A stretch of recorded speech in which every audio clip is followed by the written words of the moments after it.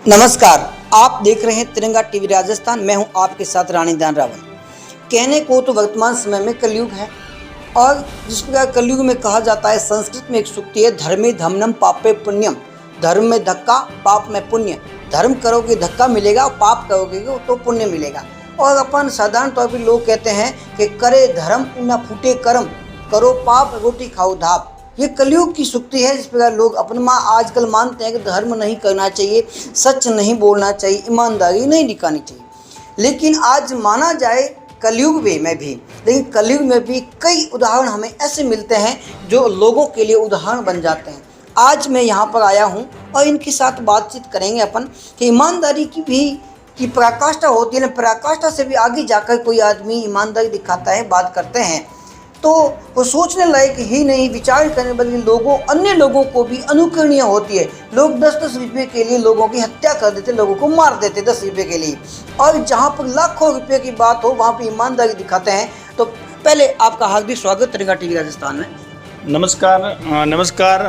मैं कन्नू भाई धनजी भाई प्रजापति और मैं तिरंगा टीवी न्यूज़ चैनल के मार्फत मैं एक समाज में संदेश देना चाहूँगा कि आज के टाइम में अपने को ईमानदारी से ही काम करना चाहिए। ईमानदारी से कमाया हुआ धन अपने जीवन में शांति लाता है। बेईमानी से कमाया हुआ चीज़ कुछ टाइम के लिए आपको सुख तो दे देगा पर अपने मन की शांति नहीं देंगे। पूरी घटना हमारे मैडम श्री बताएंगे। बात ये करते हैं कि आप प्रजापति दंपति है, इनके घर के आगे इनको स्वर्ण आभूषण मिले, सोने के आभूषण, गहने, गोल्डन ज्वेलरी भरा बॉक्स मिला।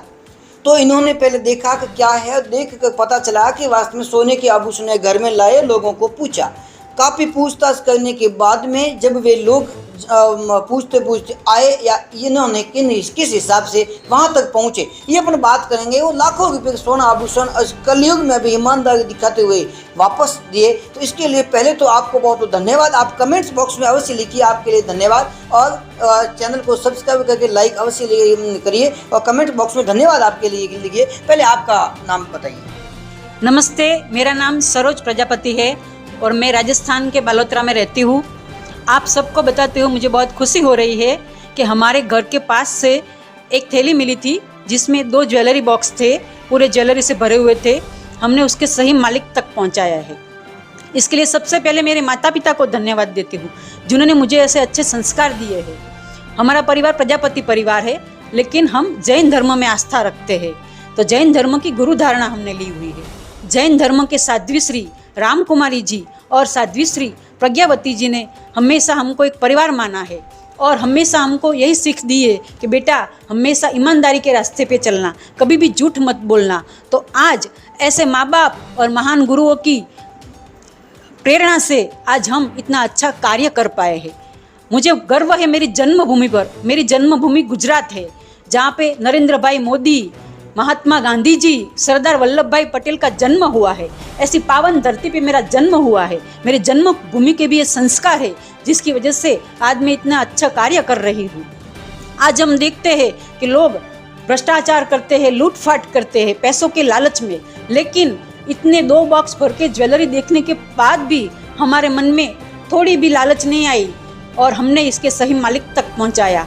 हम सबको इंस्पिरेशन देना चाहते हैं कि आप भी ईमानदारी के रास्ते पे चलिए और सबकी मदद कीजिए। धन्यवाद।